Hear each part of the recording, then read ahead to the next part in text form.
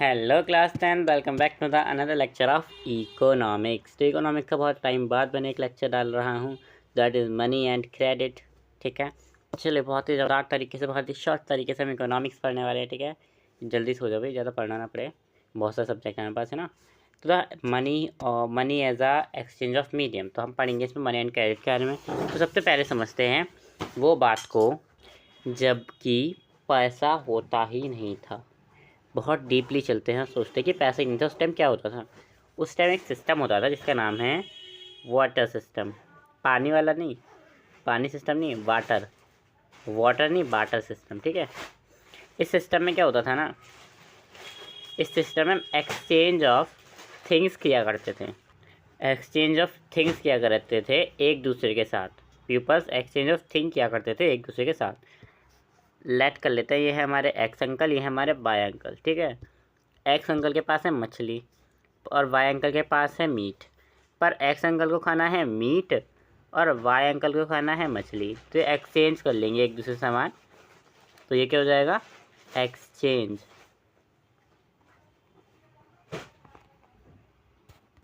ठीक है, यहाँ पे एक्सचेंज ऑफ थिंग्स होने से हम बोलते हैं बार्टर सिस्टम। एक क्वेश्चन इससे भी आ सकता है बोर्ड एग्जाम में, लिख के रख लो, मतलब आ सकता है, लिख के रख लो अपने नोट्स में। ठीक है, या फिर ये पीडीएफ आपको free of cost description box में मिल जाएगी, और मैं जो लिखूंगा इसमें वो आपको टेलीग्राम पे मिल जाएगी। ठीक है, तो ऐसे क्या क्या देखो, क्या ये जो एक्सचेंज ऑफ थिंग्स हम करते थे पहले, बार्टर सिस्टम, क्या ये एकदम सही था? हैं, एकदम सही था ये? तो नहीं भाई, आजकल तो डेमोक्रेसी में भी, डेमोक्रेसी पूरी सही फॉर्म ऑफ गवर्नमेंट नहीं है ना, बेस्ट फॉर्म ऑफ गवर्नमेंट तो डेमोक्रेसी भी नहीं है। तो ये बेस्ट सिस्टम कैसे हो सकता है? इसके अंदर भी कुछ प्रॉब्लम थी, जिससे सब जो कि आपकी एनसीईआरटी में हाईलाइट करके दे रखी है, जिसका नाम है द डबल कोइंसिडेंस। ठीक है,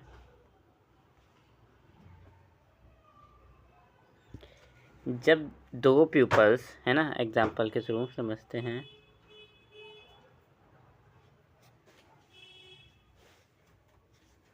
जब दो प्यूपल, कहाँ गए, रुको ज़रा, सॉरी। जब दो पीपल्स हैं और वो एक दूसरे के साथ समथिंग शेयर करना चाहते हैं, पर उनके exchange of goods and services में without using money, the features of barter system when the goods sell. तो देखो, ये साफ साफ कहना क्या चाहता है इसके रामबाण, मैं आपको बहुत ही अलग तरीके से, बहुत ही प्यारे तरीके से समझाने की कोशिश करता हूँ। बॉक्स बना ले, पता है ना बॉक्स बनाना में परंपरा है, वरना में चीज़ें एस्थेटिक नहीं लगती। चलो ठीक है, ले लिया। अब ये लेते हैं प्यूपल, प्यूपल की स्पेलिंग गलत दिया है,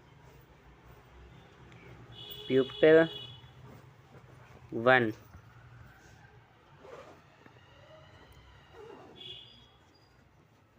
प्यूपल 2, देन प्यूपल 3। ठीक है, इनका नाम भी रख दें, मान लो ये है, इसका नाम है Z, इसका नाम है Y और इसका नाम है X। ठीक है, ठीक है, ठीक है, किसी को अपने X की याद तो नहीं आई?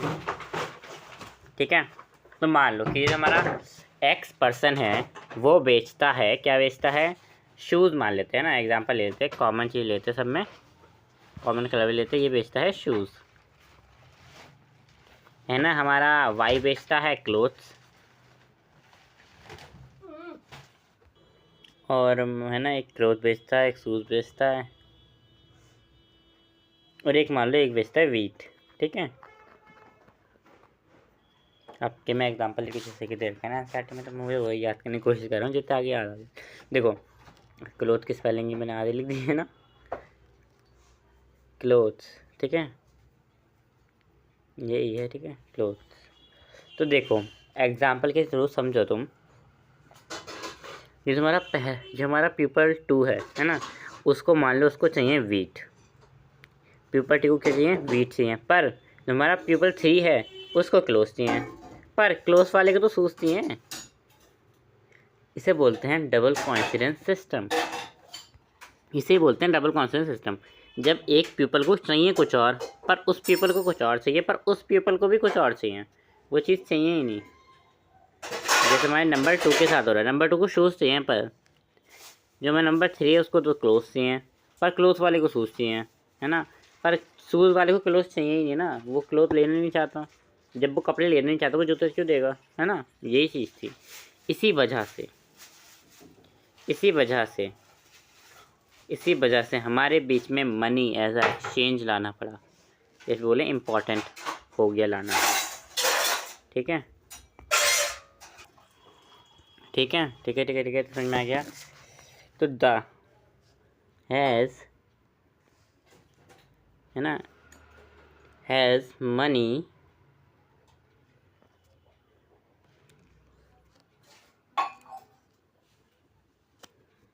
acts has an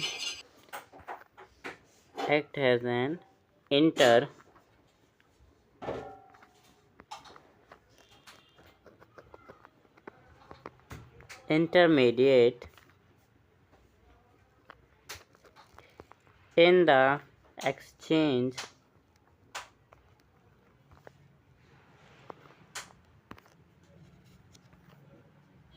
process.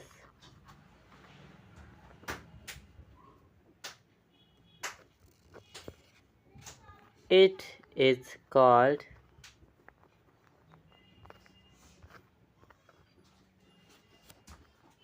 medium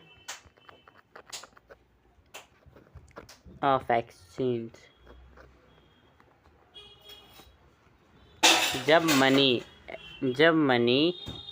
किसी इंटरमीडिएट एक्सचेंज की तरह यूज़ करी जाती है, उसे बोलते हैं मीडियम ऑफ एक्सचेंज। ठीक है, ये भी एक और इम्पॉर्टेंट डेफिनेशन थी। ठीक है, मीडियम ऑफ एक्सचेंज की।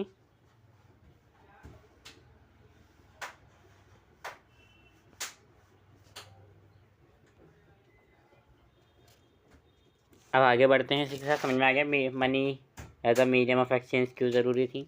आते हैं मॉडर्न फॉर्म्स ऑफ करेंसी। हमने देखा है बहुत ही ज़्यादा तरीक़ों से कि बहुत तरह की मनी होती है, मतलब पैसा होता है, पैसा होता है, पैसा, रुपया। एग्जाम्पल के हम दे सकते हैं कि पुराने तरीके पे गेन्स एंड कैटल्स को बेच के मनी बोला जाता था। फिर मेटलिक का आ गए, मेटल्स आ गए, कुछ सिल्वर गोल्ड के कॉइन्स होने लगे जो कि बहुत प्रीसियस होते थे पिछली सेंचुरीज़ में, है ना। कॉइन्स भी आ गए हैं अब तो, है ना। तो ये बहुत सारी फॉर्म ऑफ करेंसी हैं, है ना। तो करेंसी क्या है?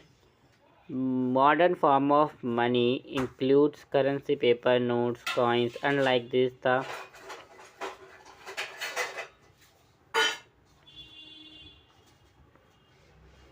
देखो करेंसी क्या है ना, जो भी अगर देखो कई बार क्वेश्चन आता है what is the modern form of currency. जो करेंसी भी चल रही है उसे हम बोलते हैं मॉडर्न फॉर्म ऑफ करेंसी। जो भी चल रही है, अभी हमारे पास क्या चल रहा है, रुपया चल रहा है, तो रुपया is the modern form of currency. पर कैसे कैसे हमारे पास करेंसी आई है, किस किस तरह की हमारे पास करेंसी चली है। एक बार तो जब पहले सोना आया था, तो लोग सोना तो आया, अच्छी बात है ना। पर सोने से ज़्यादा लोग चांदी की तारीफ़ करते थे, क्योंकि चांदी बाद में आया ना, तो चांदी as a modern form of currency हुआ। सबसे पहले क्या आया था, सोना आया था, है ना। माल एक्स मैं बता रहा हूँ तुम्हें, ठीक है। सोना आया था सबसे पहले। तो जो महाराज होते थे ना, वो किसे खिलाते थे, वो कहते थे जो नई चीज़ आई है बोला, तो वो नई चीज़ क्या थी, चांदी थी। लोग चांदी दिया करते थे। सोने से ज़्यादा अहमियत किसकी हो गई थी, चांदी की हो गई थी उस टाइम पे। पर सोना ने अपना रंग दिखा दिया। सोना कितना सोना है कर दिया उसने, ठीक है। The law imperialism at use the rupees medium of exchange Paytm that cannot be refused in a transaction. The Paytm made rupees, hence rupees widely accepted exchange of money. In India, Reserve Bank of India issue currency notes. देखो ये एक और बहुत ही प्यारा cute Munnu Chinnu सारा question आ चुका है, ऊपर लिख देता हूँ मैं।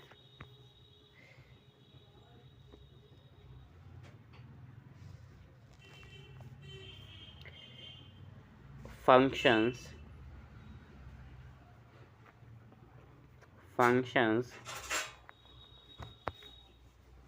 Of R B I, reserve bank of India के फंक्शंस आ गए हैं। बहुत इंपॉर्टेंट क्वेश्चन आ जाता है बार बोर्ड एग्जाम में। तो जो हमारा पहला पॉइंट है ना, पहला पॉइंट जो हमारा है, पहला पॉइंट जो हमारा है वो क्या है कि लॉ ऑफ लेजिस्लेटिव असेंबली कोई भी मीडियम एज एक्सचेंज को मतलब मना नहीं कर सकता, ठीक है। दूसरा पॉइंट है वाइडली, चाहे वो पेटीएम पे हो या फिर रुपीज़ में हो, कोई भी रिफ्यूज़ नहीं कर सकता उस चीज़ को, वो एक्सेप्ट करेगा मीडियम ऑफ एक्सचेंज, ठीक है। यहाँ पे आप पेटीएम के थ्रू किसी भी थ्रू से पैसे को ट्रांसफ़र कर सकते हो, पहला पॉइंट। कोई आपके पेमेंट को मना नहीं करेगा। आरबीआई जो है वो खुद पैसे करेंसी नोट्स को छापती है विहाब द सेंट्रल गवर्नमेंट के साथ मिलकर, है ना। अब आते हैं डिपॉजिट विद बैंक, बैंक के साथ डिपॉजिट करेंगे, मजा आएगा बेड़ो। अब हमने क्या पढ़ा, मॉडर्न फॉर्म ऑफ करेंसी पढ़ी, उसमें हमने करेंसी के बारे में पढ़ा और थोड़ा सा आरबीआई के फंक्शंस भी देख लिए, what is the functions of RBI, RBI के फंक्शंस देख लिए। अब क्वेश्चन आ गया कि why is it acceptable as the modern वो मीडियम ऑफ एक्सचेंज, क्यों मानेगा कोई मीडियम ऑफ चेंज। तो आप क्या लिखोगे, पहला पॉइंट लिख दोगे, दूसरा पॉइंट लिख दोगे, दो नहीं लिखने हैं, 2 मार्क्स का आ जाए तो, ठीक है। वो आता है बैंक के डिपॉजिट के ऊपर आ जाते हैं ना, बहुत देर हो गई देखते देखते। पीपल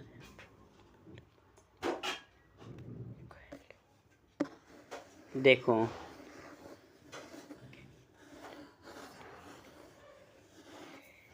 जब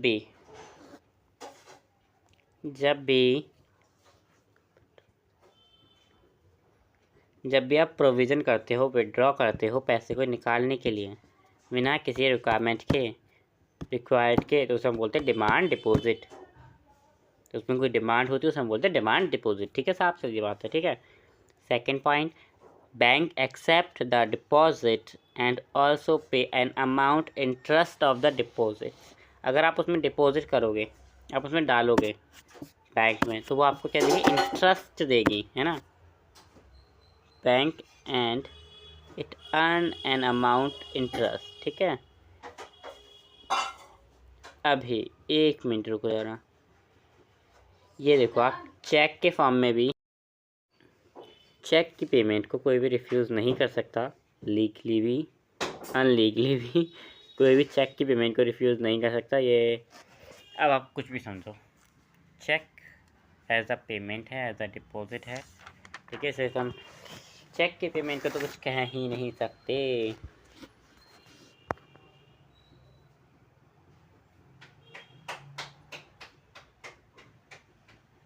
ठीक है, 1 मिनट को जरा, let make a box.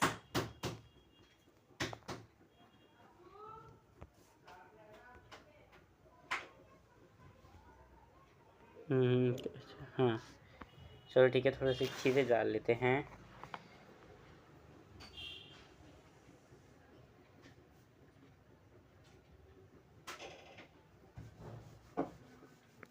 For payment, मैं तो आपको समझा देता हूँ लिखते लिखते, ठीक है। जो हमारी पेमेंट है ना, उसको कोई भी रिफ्यूज़ नहीं कर सकते, तो मैंने आपको बता दिया। अगर वो चेक के थ्रू कही गई है ना, जो हमारे चेक होते हैं उसके थ्रू जो करी जाती है पेमेंट, अगर वो उसके थ्रू करी गई है, मान लेते हैं, तब भी उसको कोई रिफ्यूज़ नहीं कर सकता। अगर उसमें स्पेसिफिक अमाउंट है, एक स्पेसिफिक अमाउंट है और उसके सिग्नेचर हैं और उसी डेट का है, तो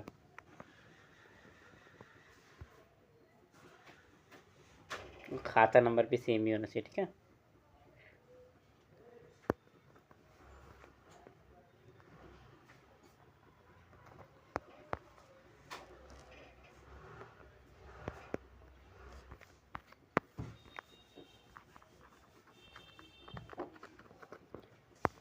अब आप भी ये सोचो कि बैंक के पास इतना पैसा आता कहाँ से, तो बात ही रहती है ना। अभी हम इस चैप्टर में यही पढ़ेंगे कि बैंक के अंदर पैसा आता कहाँ पर है, कैसे आता है, कहाँ पे जाता है, क्यों जाता है, ये सब हम इस चैप्टर के अंदर कवर करने वाले हैं।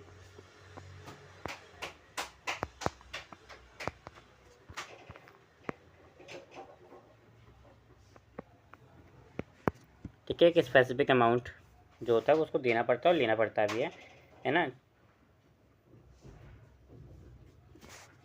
The Federal Reserve checks की against demand deposit make possible directly cash. ठीक है।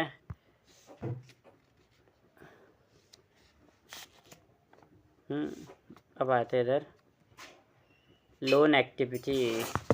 इससे पहले हम लोन एक्टिविटी से बढ़े उससे पहले हम कुछ चीज़ें पढ़ लेते हैं। Demand deposit share the ensure the features of money.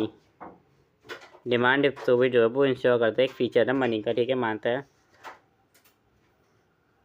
Check against demand deposit make it possible directly still payment without the using cash. Cheque के through without using cash payment कर सकते हैं।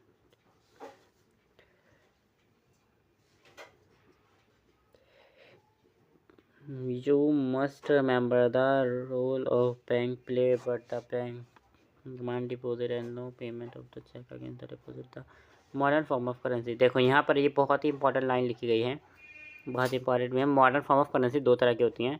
Cheque and deposit are closely linked the working of modern bank system. ठीक है, क्या होती है check and deposit. ठीक है, ठीक है, ठीक है, ठीक है। क्वेश्चन आ जाता है कभी कभी, याद रखना। तो लोन एक्टिविटीज़ ऑफ बैंक, जो हमारा बैंक होता है वो सरप्लस जो होता है ना, the depositors and who is the warriors, उन सब के बीच में ऐसा आंदोलन बना के रखता है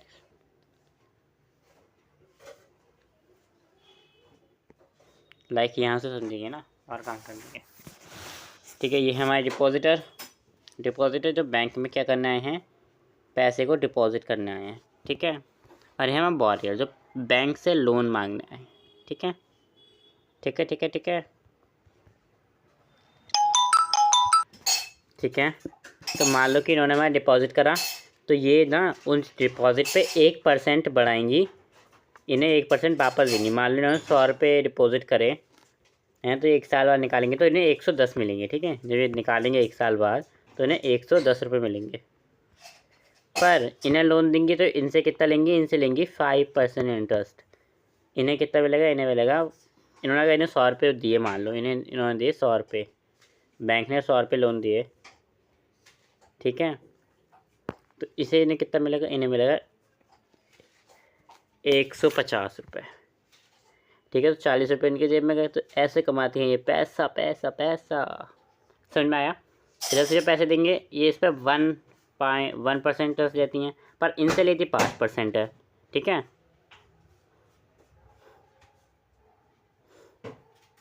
ठीक है, ठीक है, ठीक है। तो समझ में आ गया।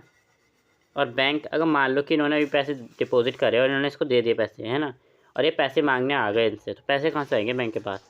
बैंक अपने पास 15% लिक्विड कैश रखती है। लिक्विड कैश बोलते हैं उसको। ठीक है, 15% लिक्विड कैश रखती है, जिसके अंदर वो क्या करती है, अच्छे से पैसा रखती है, वगैरह वगैरह सही संभाल के रखती है। ठीक है, कि कोई भी लेने आया था उसके पास पैसा तो हो, कंगाल इंसान ना हो। ठीक है,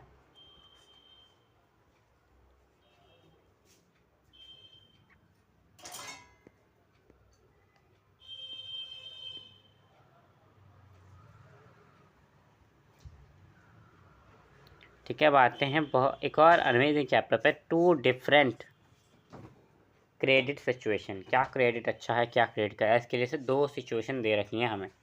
ठीक है, पढ़ते हैं। एक है festival season. Festival season have 2 months that manufacturing Salim receive a order 30 pairs of shoes. Salim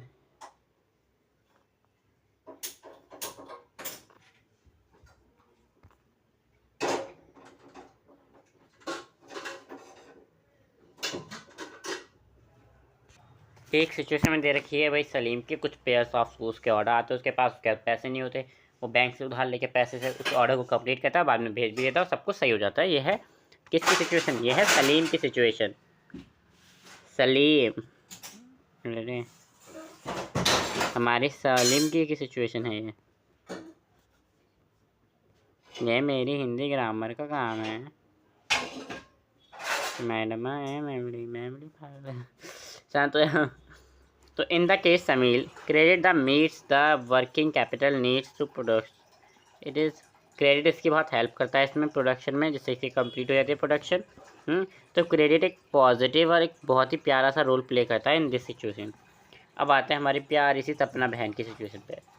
बहुत ही दुख था सपना बहन की लाइफ में। वो एक छोटी फार्मर थी, ठीक है। ग्राउंडनट उगा देती है ना। वो एक मनी लेंडर से या फिर कहते हैं उधार लेती हैं पैसे, है ना। पर उनकी जो सारी फसल है वो सारी की सारी ख़राब हो जाती हैं और वो उधारी के अंदर आ जाती हैं। उनके ऊपर लोन पे लोन बढ़े जा रहा है, बढ़े जा रहा है, बढ़े जा रहा है। वो पे कर ही नहीं पा रही, उनके ऊपर क्या कहते हैं ब्याज बढ़ी जा रहा है। तो इसमें क्या हुआ, बेचारी एक बवंडर के अंदर फंस चुकी हैं जिन्हें उन्हें पैसे देने हैं। तो यहाँ पर एक in the situation of crop failure is made a loan requirement impossible had a sale of the part of the replay of the loan credit as the. हाँ, तो सपना के पास कुछ नहीं रहा है, वो अर्निंग नहीं कर सकती, उसके सारी घास फूस हट चुकी है, ख़राब हो चुके हैं, है ना। अब वो डेप्थ ट्रैप के अंदर फंस चुके, जो बोलते हैं हम उधारी का माया जाल, ठीक है। क्रेडिट इन द केस, इस केस में क्रेडिट वॉरियर के ऊपर बहुत ही बेकार और पेनफुल सिचुएशन ला के खड़ा कर देता है।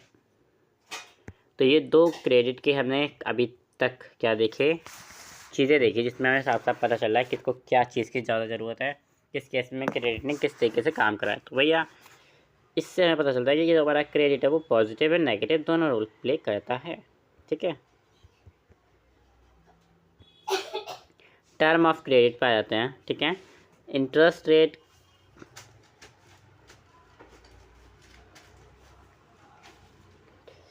requirement and the mode of repayment together compressed with is called the term of credit. The term of credit by the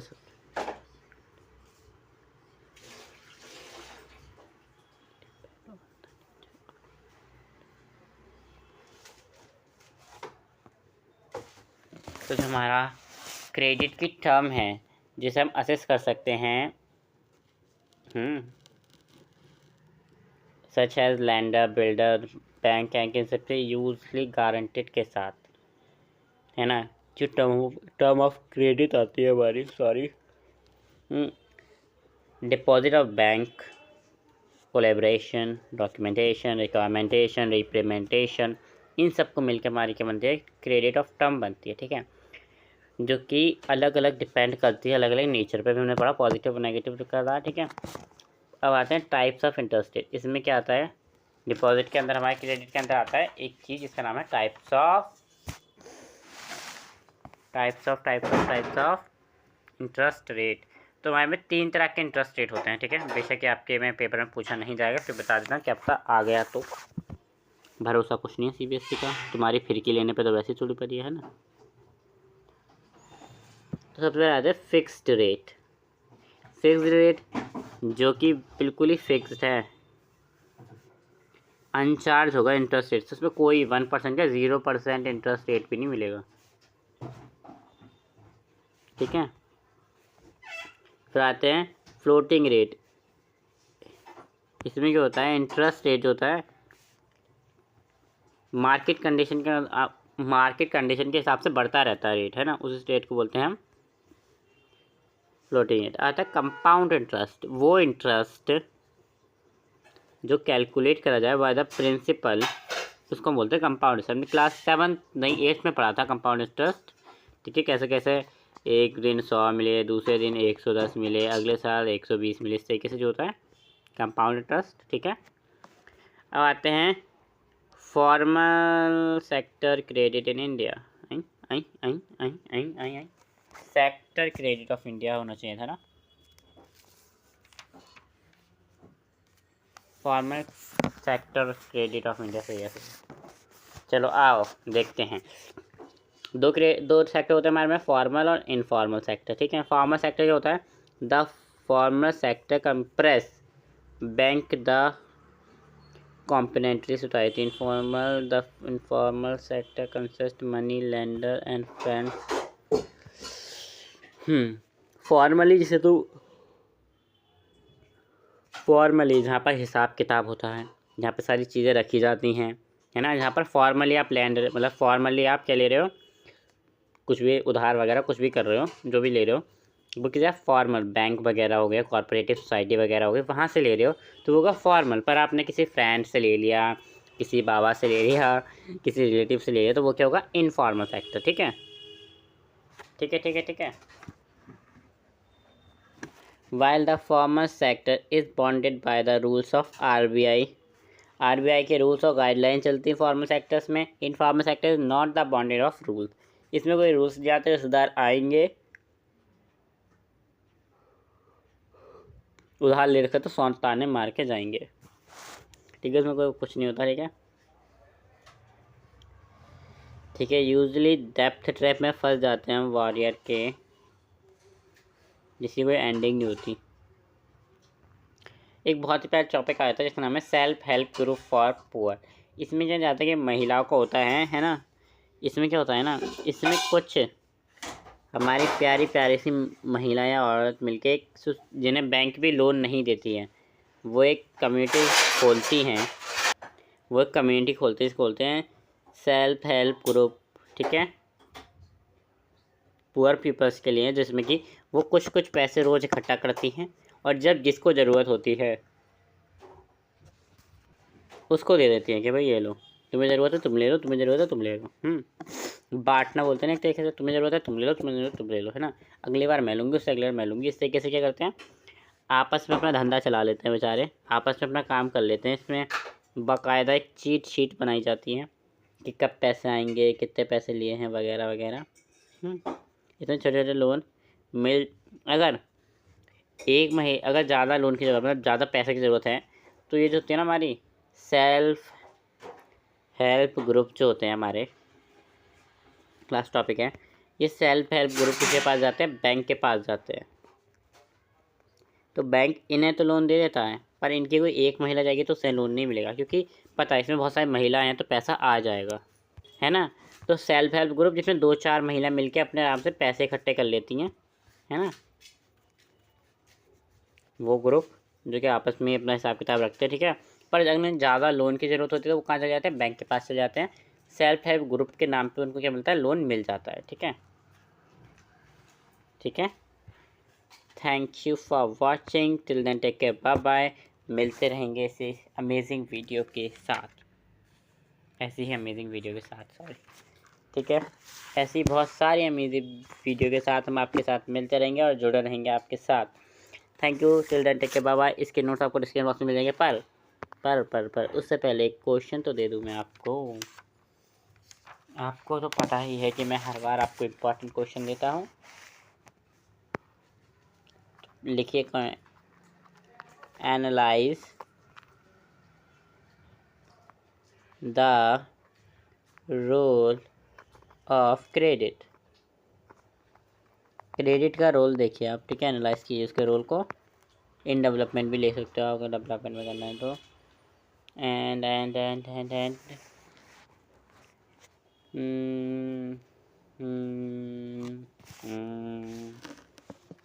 और कौन सा क्वेश्चन हो सकता है, बताएगा कोई मेरे को।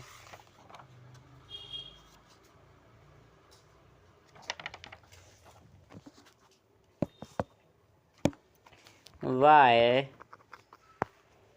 are demand deposit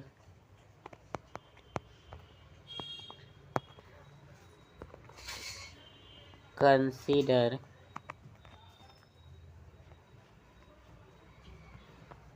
as money?